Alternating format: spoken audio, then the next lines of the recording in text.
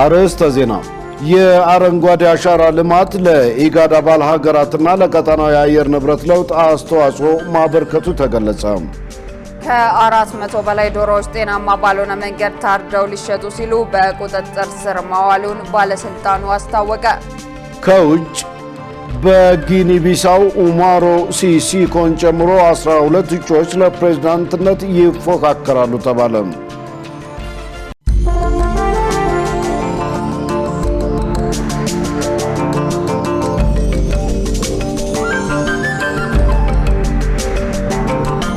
ጤና ይስጥልኝ ክቡራን ተመልካቾቻችን፣ ከኢሳት ነጻ ሚዲያ የሰዓቱን ዜና ይዘን ቀርበናል። ትዕግስት ተስፋዬና እኔም ደረጀ ይልማ ዜናው ወደ እናንተ እናደርሳለን። ወደ ቀዳሚው ዜና አልፋለሁ። የአረንጓዴ አሻራ ልማት ለኢጋድ አባል ሀገራትና ለቀጠናው የአየር ንብረት ለውጥ አስተዋጽኦ ማበርከቱ ተገለጸ። በጠቅላይ ሚኒስትር አብይ አህመድ ተግባራዊ የሆነው የአረንጓዴ አሻራ ልማት ለቀጠናው የአየር ንብረት ለውጥ አስተዋጽኦ ማበርከቱ የተገለጸው የምስራቅ አፍሪካ የልማት በይነ መንግስታት ድርጅት ኢጋድ የ2025 የሚዲያ ሽልማትን አስመልክቶ በሰጠው ጋዜጣዊ መግለጫ ላይ ነው። ትዕግስት ተስፋዬ አዘጋጅተዋለች። መሰረት ባዩ እንደሚከተለው ታቀርበዋለች። የምስራቅ አፍሪካ የልማት በየነ መንግስታት ድርጅት ኢጋድ የ2025 የሚዲያ ሽልማት ከህዳር 20 እስከ 21 ቀን 2018 ዓ.ም በአዲስ አበባ እንደሚካሄድ ታውቋል። የ2025ን የኢጋድ የሚዲያ ሽልማት አስመልክቶ የውጭ ጉዳይ ሚኒስቴርና ኢጋድ በጋራ መግለጫ ሰጥተዋል። የውጭ ጉዳይ ሚኒስቴር ቃል አቀባይ አምባሳደር ነቢያት ጌታቸው በዚሁ ጊዜ እንደገለጹት ኢትዮጵያ ለቀጠናው የአየር ንብረት ለውጥ እያበረከተች ያለችውን አዎንታዊ አስተዋጽኦ አንስተው ሀገሪቱ ታዳሽ ኃይልን በማስፋት ረገድም ከፍተኛ ሚና እየተጫወተች ነው ብለዋል። በክቡር ጠቅላይ ሚኒስትር አብይ አህመድ ኢኒሼቲቭ አረንጓዴ አሻራ ፕሮግራም ጀምራ መተግበሯ ለራሷ ብቻ ሳይሆን ከራሷም አልፎ ለኢጋድ አባል ሀገራት ቀጠናው አባል ሀገራትም ይህንን የአየር ንብረት ለውጥ ለመታደግ በአንድ ሀገር ብቻ ተወስኖ የሚቀር ስራ እንዳልሆነና የቀጠናው ሀገራትም በዚህ ግሪን ሌጋሲ ኢኒሼቲቭ እንዲሳተፉ የተለያዩ ስራዎች መደረጋቸው የሚታወስ ነው። ከዚሁ ጋር በተያያዘም እንዲሁ በቀጠናው ከክላይሜት ጋር በተያያዘ የተሰሩ ስራዎችን ለማንሳት የታዳሽ ኃይልን በማስፋፋት ረገድም እንደ ሀገር ደግሞ ሁነኛ የታዳሽ ኃይል ምንጭ የሆነውን የታላቁ ህዳሴ ግድብ ከተመረቀ ማግስት የሚደረግ ዝግጅት መሆኑ የአፍሪካ ህብረት ጉባኤን ሁላችሁም የነበራችሁበት ነው። ከሁለት ወራት በፊት በመስከረም ወር ሁለተኛው የአፍሪካ የአየር ንብረት ጉባኤ በታላቅ ድምቀት በርካታ አፍሪካውያንን ያሳተፈ ኢትዮጵያም በዚህ ጉባኤ ላይ ከክላይሜት ጋር በተያያዘ አጀንዳ ይዛ የወጣችበት አመራሯን ያረጋገጠችበት መድረክ እንደነበር የምታስታውሱት ነው። በኢትዮጵያ የኢጋድ ተጠሪ አቶ አበባው ቢሆነ በበኩላቸው ውድድሩ በ8 ዘርፎች የሚካሄድ ሲሆን በሁሉም የሚዲያ ዘርፎች የሚሰሩትን ባለሙያዎች ያካተተ እንደሚሆን ተናግረዋል። የውድድሮቹ ዘርፎች 8 ናቸው። ፕሪንት ጆርናሊዝም፣ ሬዲዮ ጆርናሊዝም፣ ቴሌቪዥን ጆርናሊዝም፣ ዲጂታል ሚዲያ፣ ፎቶግራፊ፣ ኢንዲጂነስ ኦር ናሽናል ላንጉዌጅ ሪፖርቲንግ፣ ኢንፍሉዌንሰር ኦር ኮንቴንት ክሪኤተር ኦፍ ዘ ይር and best female journalist በሚል best female journalist on climate change climate issues። አክለውም ለዚህ ሽልማት ከ400 በላይ እጩ ተወዳዳሪዎች እንደቀረቡ ገልጸው ውድድሩ ለህብረተሰቡ የሚያገለግሉ የዘርፉ ሙያተኞችን ለማበረታታት ያግዛል ብለዋል። ከ400 በላይ በዚህ ዘርፍ የተሰማሩ ውድድራቸውን ያስገቡበት ውድድር ፕሮግራም ነው እና ኢጋድ ለምን እዚህ ላይ ያደርጋል የሚል ጥያቄ ቢነሳ አንዱ እንግዲህ ከተለመደው የጋዜጠኞች ስራዎች ወይም የሶሻል ሚዲያም ይሁን ሌሎች ቅድም ባልኳቸው ስራዎች ብዙ ጊዜ ለህብረተሰብ የሚያገለግል ኮሚኒቲ ቤዝድ ልማትን ሴሌብሬት የሚያደርግ እና ኮንስትራክቲቭ የሆነ ጋዜጠኝነት ማበረታታት እና ጋዜጠኝነት የልማት አካል ሆኖ የሚቀርበት ሁኔታ ለማበረታታት የተካሄደ ነው። ኢትዮጵያ በአየር ንብረት ለውጥ በዲፕሎማሲ በቀጠናው እውቅና እያገኘች በመሆኑ ሁነቱ በልዩ ትኩረት የሚታይ ነው ሲሉም ገልጸውታል። በትግራይ ክልል ዳግም ጦርነት ብቻ ሳይሆን የአንድ ጥይት ድምጽ መሰማት የለበትም ሲሉ የመስኖና ቆላማ አካባቢ ሚኒስትር ዶክተር አብርሃም በላይ ተናገሩ። የመስኖና ቆላማ አካባቢ ሚኒስትር ዶክተር አብርሃም በላይ ከትግራይ ክልል ሰላም ተልዕኮ ሊቀመንበር ዶክተር ሀጎስ አብርሃም ጋር በትግራይ ክልል ዘላቂ ሰላም በሚሰፍንበት ሁኔታ ውይይት ማድረጋቸውን ለአዲስ ዘመን ጋዜጣ ተናግረዋል። በትግራይ ክልል ዳግም ጦርነት ብቻ ሳይሆን የአንድ ጥይት ድምጽ መሰማት የለበትም ያሉት ሚኒስትሩ የፌዴራል መንግስት ሰላም እንዲጸና የሚሰሩትን ስራዎች እንደሚደግፍም ጠቁመዋል። የፌዴራል መንግስት በክልሉ ሰላም ለውጥና መረጋጋት ለማስፈን የሚደረገውን ሰላማዊ ትግል በመደገፍ ተልዕኮውን በማስተባበርና አብሮ በመስራት ሂደት በቀጥታ ለመሳተፍ ዝግጁ መሆኑን ገልጸዋል። የትግራይ ሰላም ተልዕኮ ሊቀመንበር ዶክተር ሀጎስ አብርሃም በበኩላቸው በትግራይ ውስጥ ያሉትን ማህበራዊ፣ ስነ ልቦናዊና ፖለቲካዊና አስተዳደራዊ ችግሮች በየደረጃው ለመፍታት ከፌዴራል መንግስትና ከሌሎች ባለድርሻ አካላት ጋር በመሆን ሁኔታዎችን ማመቻቸት የተልዕኮ ዋና ዓላማ መሆኑን ጠቁመዋል።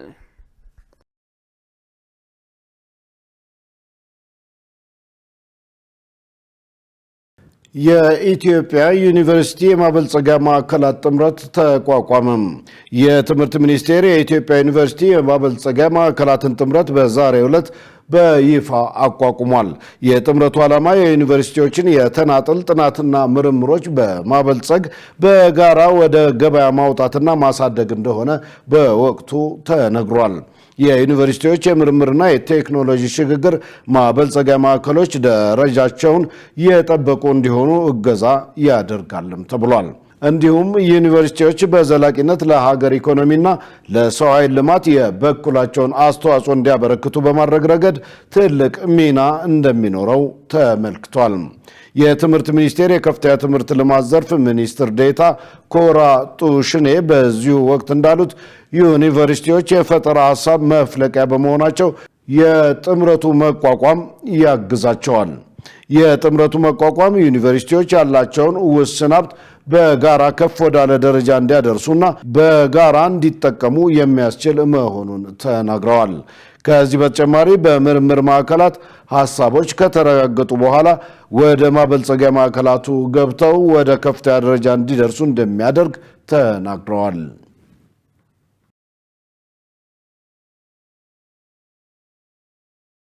ኢትዮጵያና ሩሲያ የምግብ ሉዓላዊነትን ለማረጋገጥ የሚያስችል ትብብራቸውን ለማሳደግ ተወያዩ። የግብርና ሚኒስትር አዲሱ አረጋ ከሩሲያው የግብርና ምክትል ሚኒስትር አንድሬ ራዚን እና ሉካቸው ጋር በሁለትዮሽ ጉዳዮች ላይ ተወያይተዋል። ሚኒስትሩ በዚህ ጊዜ ኢትዮጵያና ሩሲያ በተለያዩ ጉዳዮች ጠንካራ የሁለትዮሽ ግንኙነት ያላቸው ሀገራት መሆናቸውን ገልጸዋል። ኢትዮጵያ የምግብ ሉዓላዊነቷን ለማረጋገጥ ለምታደርገው ጥረት ከፍተኛ የቴክኒክ ድጋፍ ለማድረግና የሁለትዮሽ ስምምነት ለመፈራረም መስማማታቸው በውይይቱ ወቅት ተጠቁሟል። በተለይም በምርጥ ዘር በኩል በጋራ ለመስራት ማቀዳቸው በውይይቱ ላይ የተነሳ ሲሆን ለዘይት ጭማቂ ግብዓት በሆነው በሱፍ አበባ ላይም በጋራ ለመስራት ተስማምተዋል። ይህም ኢትዮጵያ በምግብ ዘይት ራሷን ለመቻል የምታደርገውን ጥረት የሚያግዝ መሆኑ ተገልጿል።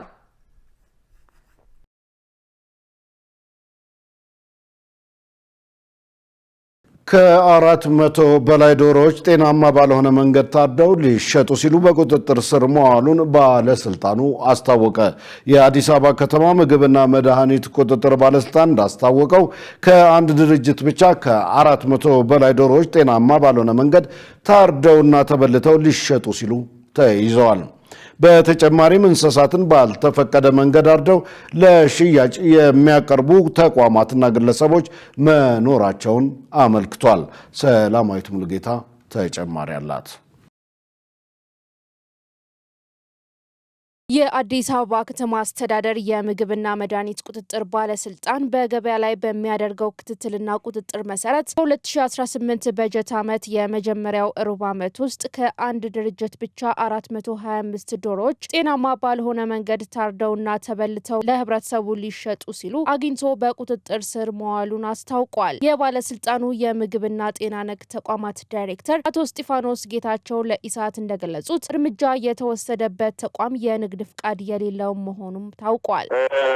በግም ፍየልም እንዲሁም ደግሞ በሬ ግለሰብ ቤት ውስጥ የራሳቸው ለራስ ፍጆታ ከሆነ ሊታረድ ይችላል። ነገር ግን ለገበያ እንዲውል የሚደረገው ለብዙሃን አሳሳቢ ስለሚሆን የጤንነቱ ጉዳይ በዛ ዙሪያ ሕጉ በሚለው መሰረት ያልተዘጋጀ ከሆነ እርምጃ የሚወሰድበት ሁኔታ ነው ያለው። ይሄ እነዚህ 425 ዶሮ እንዳልኩሽ ታርዶ ተበልቶ በርካታ ፍሪጅ ውስጥ ተቀምጦ ነው የተገኘው እና የሚታረድበት ቦታ የራሱ ፍቃድ ያለው ብቃት ማረጋገጫ ያለው ሁልጊዜም ክትትል የሚደረግበት ያ የምናደርገው ከእንስሳት ወደ ሰው የሚተላለፉ በሽታዎች ስላሉ እና አሳሳቢም ስለሆነ ያንን ለመከላከል ታስቦ ነው የራሱ ስታንዳርድ ተቀምጦለት ያንን ሁሉ ያላለፉ ጤንነቱ ያልተረጋገጠ የት እንደታረደ የማይታወቅ ሆኖ በመገኘቱ እርምጃ ወስዷል ማለት ነው።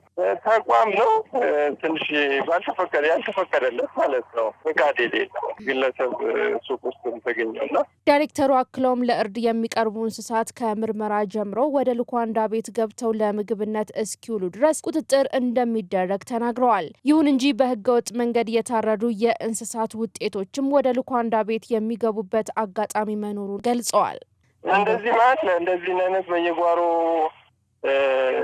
ንጹህ ባልሆነ ቦታ ላይ አርደው ልኳንዳ ውስጥ ገብቶ የምናገኘው ብዙ ማለት ነው። አልፎ ተርፎ እንደ ቢዝነስ አስቦ እንደዚሁ አዲስ ዓመት አካባቢ ላይ ወደ 3 በሬዎችን አርዶ እንደዚሁ በመኪና ሲያከፋፍል የተያዘ ግለሰብ አለ። እንደዚህ የሚያዘጋጁ ግለሰቦች ካሉ እንዲታረሙ ከግለሰቡ ነው የሚጀምረው መታረም። ባለስልጣኑ ጉዳዩ ከሚመለከታቸው አካላት ጋር በመሆን የተጠናከረ ቁጥጥር እንደሚያደርግ እስጢፋኖስ ጌታቸው አስረድተዋል።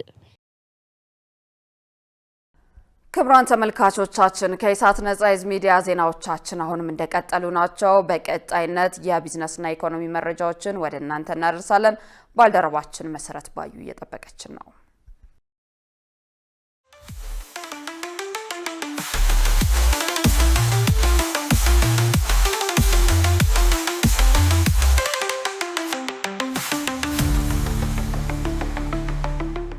ሰላም ጤና ይስጥልን ውድ ተመልካቾቻችን ከኢሳት ነጻ የህዝብ ሚዲያ የዕለቱን የቢዝነስና የኢኮኖሚ ዜናዎች ይዤላችሁ ቀርቤያለሁ። ከዜናዎቹ ጋር መሰረት ባዩ ነኝ። አብራችሁን ቆዩ።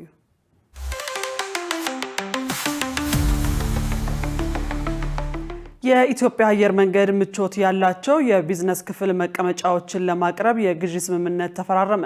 የኢትዮጵያ አየር መንገድ ምቾት ያላቸውን የአልማዝ ወይንም ፕሪሚየም ደረጃ መቀመጫዎችን ለማሰራት ከኮሊንስ ኤሮስፔስ ጋር የግዢ ስምምነት ተፈራርሟል።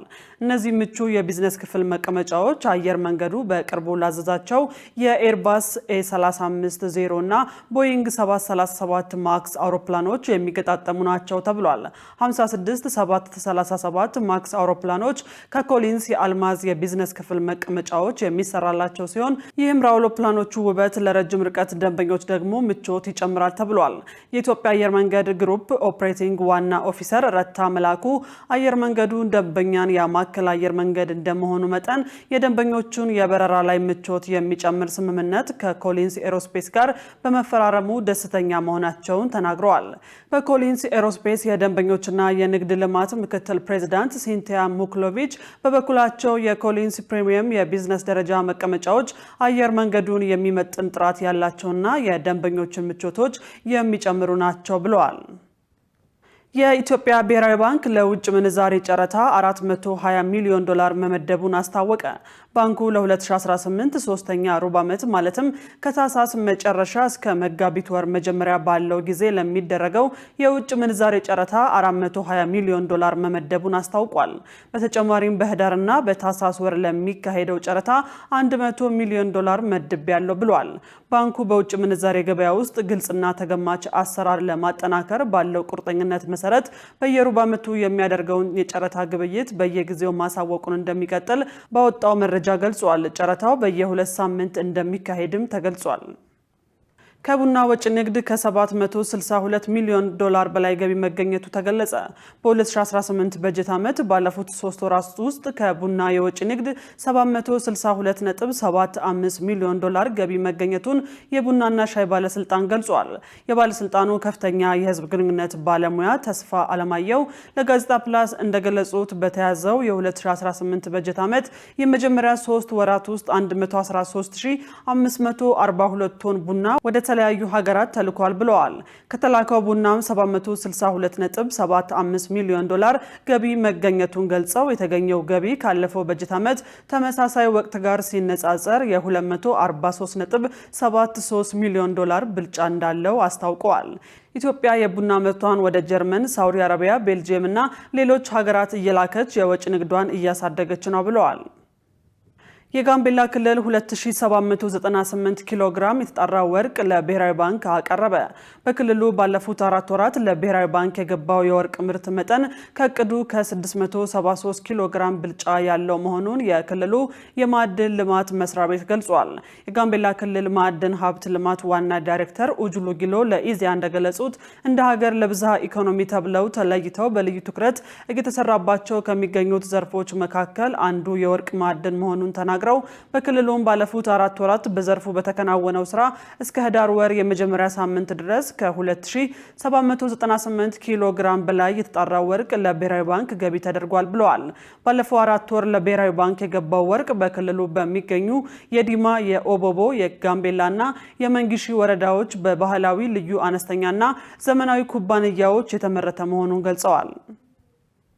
ውድ ተመልካቾቻችን አሁን ደግሞ በዕለቱ በተመረጡ ባንኮች ያለውን የውጭ ምንዛሬ ዋጋና የብሔራዊ ባንክ የወርቅ ግብይት መረጃ ተከታትለን እንመለስ።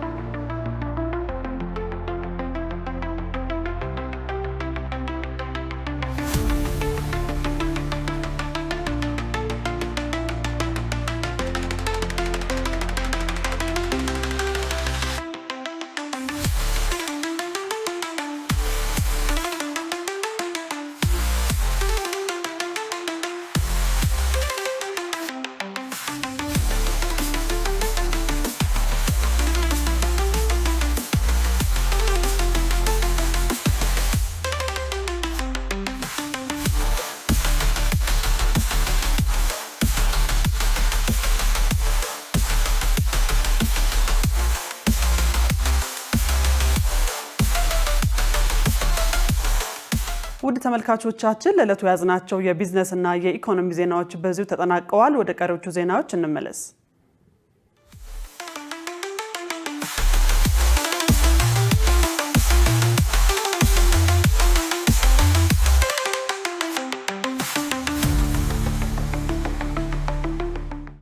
ክቡራን ተመልካቾቻችን ከኢሳት ነጻ ሚዲያ ዜናዎቻችን አሁንም እንደቀጠሉ ናቸው። በቀጣይነት ወደ ውጭ ዘገባዎች አመራለሁ። በጊኒ ቢሳው ኡማሮ ሲሲኮን ጨምሮ 12 እጩዎች ለፕሬዝዳንትነት ይፎካከራሉ ተባለ። ሆኖም በስልጣን ላይ ላሉት ፕሬዝዳንት ኡማሮ ሲሲኮ ዋና ተፎካካሪና የፒኤአይጂሲ ፓርቲ አባል ዶሚኒጎ ሲሞስ እንዳይወዳደሩ በጠቅላይ ፍርድ ቤት መወሰኑ በሚመጣው እሁድ የሚደረገው ምርጫ በውዝግብ እንዲሞላ አድርጎታል። ዮሐንስ ተስፋ ጊኒ ቢሳው ባለፉት 10 ዓመታት የፖለቲካ አለመረጋጋትና ተደጋጋሚ መፈንቅለ መንግስት ሙከራ አጋጥሟታል። የቅርብ ጊዜው ሙከራ የተካሄደው ደግሞ እንደ አውሮፓውያኑ በታህሳስ 2023 ሲሆን የብሔራዊ ጥበቃ ሰራዊት ከፕሬዝዳንታዊ የጥበቃ ሰራዊት ጋር ከተጋጨ በኋላ ኡማሮ ሲሶኮ ኤምቫሎ ፓርላማውን እንዲበትኑ ተደርገዋል። ከዚያን ጊዜ ጀምሮም ፓርላማው አልተሰበሰበም። በሌላ በኩል እንደ አውሮፓውያኑ በ1973 የብሔራዊ ነጻነት የትጥቅ ትግልን የመራው ታሪካዊ ፓርቲ ፒኤአይጂሲ በምርጫ የማይሳተፍ የሚሳተፍበት የመጀመሪያው የምርጫ ዘመን ይሆናል። የኢንቫሎ በድጋሚ ለመመረጥ ፍላጎት ማሳየት ደግሞ ከሀገሪቱ ዜጎች የተለያየ ስሜት እንዲንጸባረቅ አድርጓል። ከ29 ዓመታት በፊት የምናውቀው ዲሞክራሲ አሁን እየተመለከትን ያለነው ሞዴል አይደለም። በአንድ ግለሰብ የሚዘወር ስርዓት እየተመለከትን ነው። ለዚህም ነው ጊኒ ቢሳው አሁን ያለችበትና ወደፊት የሚኖራት ሁኔታ አደጋ ላይ ነው የምንለው። ሀገራችን በአምባገነንነትና በዲሞክራሲ መሀል እየዋለለች ነው። ስለዚህ ይህ ምርጫ በጣም ወሳኝ ነው። ወይ አምባገነንነትን እናረጋግጣለን ወይም በዲሞክራሲ ስርዓት እንቀጥላለን። ኡማሮ ሲሴኮ ኤንቫሎ በዚህኛው ምርጫ እንደገና ድምጽ በማግኘት ለ30 ዓመታት የመሩ የጊኒ ቢሳው የመጀመሪያው ፕሬዝዳንት በመሆን ታሪክ ለመስራት እየጣሩ ነው። ሆኖም የመጀመሪያው የስልጣን ዘመናቸው ያልተረጋጋ ሲሆን እንደ አውሮፓውያኑ በ2020 ስልጣን ከያዙ ወዲህ በሚመሩት መንግስት አማካኝነት ከስልጣን እንዲወርዱ የተለያዩ ሙከራዎች ሲደረጉባቸው እንደቆዩ ተናግረዋል። ከነዚህም መካከል በካቢኔ ህንፃ አቅራቢያ ለሰዓታት የቆየ የተኩስ ልውውጥ የተካሄደበት አስደናቂው የ2022 ጥቃት ይገኝበታል። ይህ በእንዲህ እንዳለ የሀገሪቱ የኮኬን ንግድ በከፍተኛ ሁኔታ እየጨመረ ነው እየተባለ ይገኛል። በቅርቡ የወጣ አንድ የሲቪል ማህበራት ሪፖርት እንደሚጠቁመው ከሆነም ህገወጥ ዝውውሩ ከመቼውም ጊዜ በላይ ትርፋማ ሊሆን እንደሚችል ያሳያል። ይህም በሀገሪቱ ውስጥ ሌላ ያለመረጋጋት ራስ ምታት ይሆናል። የ53 ዓመቱ የቀድሞ የጦር ጀኔራል ኢንቫሎ ህጋዊነታቸው ላይም የማያቋርጥ ተግዳሮት ገጥሟቸዋል። ተቺዎቻቸው በ2019 ምርጫ አጭበርብረው እንዳሸነፉና ስልጣናቸውም በህግ ከተፈቀደው በላይ ተጠቅመዋል ብለው ይከሷቸዋል። እንደዚያም ሆኖ ዋና ተቀናቃኛቸው የቀድሞ ጠቅላይ ሚኒስትር ዶሚንጎስ ሲሞስ ከምርጫው በመገለላቸው ወደ ፕሬዝዳንታዊ ምርጫ ብቸኛ ሆነው ይገባሉ። ነገር ግን በጊኒ ቢሳው እንደ ድህነት መቀነስና ጤናና ትምህርት ማሻሻል ያሉ ዋና ዋና ግቦች አሁንም እውን አልሆኑም። ዜጎች ግን ይህ የምርጫው ውዝግብ እንዲያበቃና የጸጥታው ሁኔታ የተረጋጋ እንዲሆን ተስፋ ሰንቀዋል። ይህ ምርጫ ሰላምና መረጋጋት እንደሚያመጣ ተስፋ አድርጋለሁ። ከዚህ በኋላ ረሃብ እንደማይኖር አምናለሁ እና የተመረጠው ሰው ማንም ይሁን ህገ መንግስታችንን ያከብራል። ከዚህ በኋላ ስልጣን አላግባብ መጠቀም አይኖርም። ቀጣዩ ፕሬዝደንትም ህዝቡ አስተማማኝ ሰላም እንዲኖሩ ያደርጋሉ። ምርጫው ሊደረግ የታሰበው በ2024 ቢሆንም በፕሬዝዳንት ኤንቫሎ ውሳኔ ተራዝሟል። ህገ መንግስቱ ፕሬዝዳንታዊውን የስልጣን ጊዜ በ5 ዓመት ሲወስን ከ2 የስልጣን ዘመን እንዳይበልጥም ይደነግጋል። መረጃውን ስናጠናቅር ሲጂቲኤን አፍሪካ፣ ሮይተርስ እና አፍሪካን ኒውስ ዋቢዎቻችን ነበሩ። በቪየትናም የጎርፍ መጥለቅለቅ ደርሶ የ41 ሰዎች ህይወት ማለፉ ተገለጸ።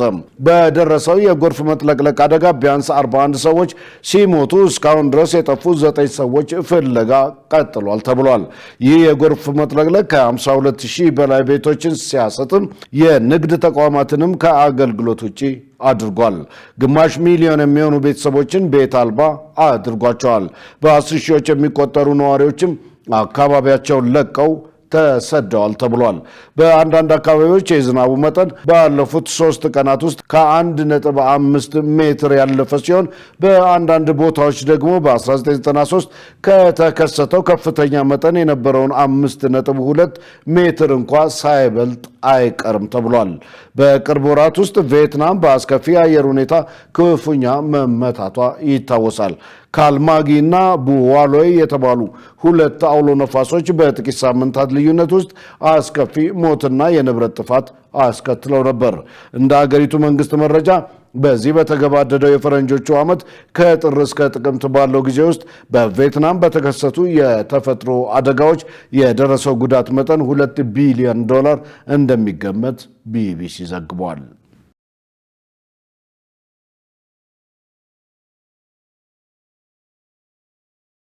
ውድ ተመልካቾች ከኢሳት ነጻ ህዝብ ሚዲያ የሰዓቱ ዜና ወደ እናንተ መድረሱ እንደቀጠለ ነው። አሁን ደግሞ የስፖርት ዘገባዎችን ወደ እናንተ የምናደርስበት የአየር ጊዜ ላይ ደርሰናል። ሙሉ ቀን ሰለሞን ይጠብቀናል። ወደዛው እንለፍ።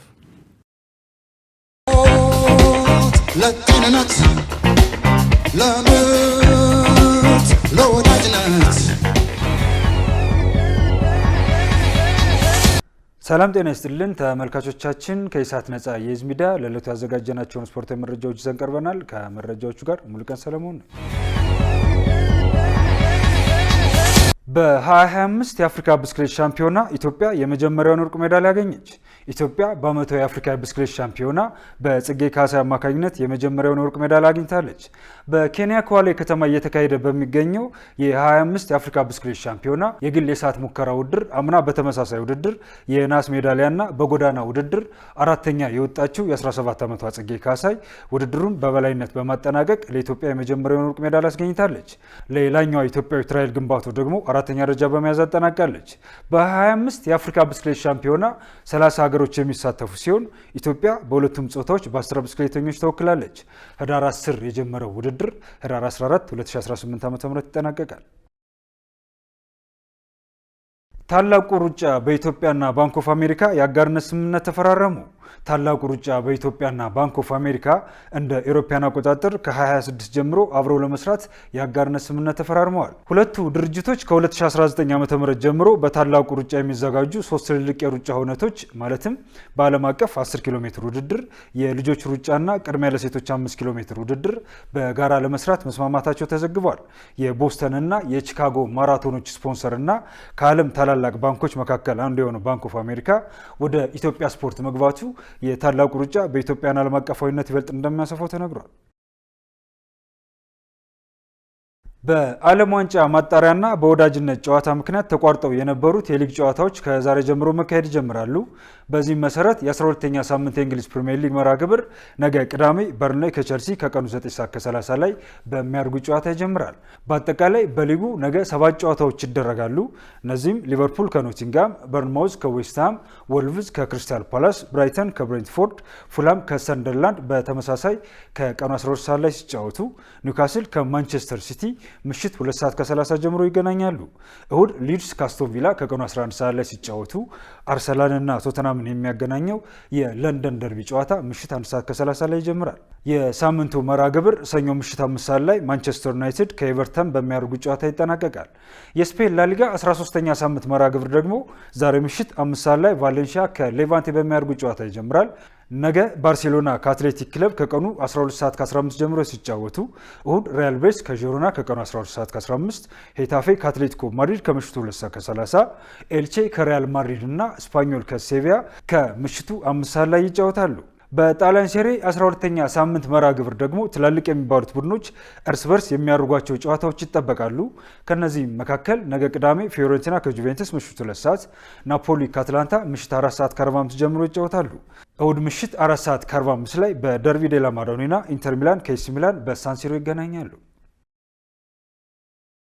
ተመልካቾቻችን ከኢሳት ነጻ የህዝብ ሚዲያ ለዕለተ ዓርብ ያዘጋጀናቸው ስፖርታዊ መረጃዎቻችን የተከታተላችኋቸውን ይመስሉ ነበር። ከመረጃዎቹ ጋር ሞልቀን ሰለሞን አብሬያችሁ ቆየሁ። መልካም ጊዜ ይሆንላችሁ። ለጤንነት፣ ለምርት፣ ለወዳጅነት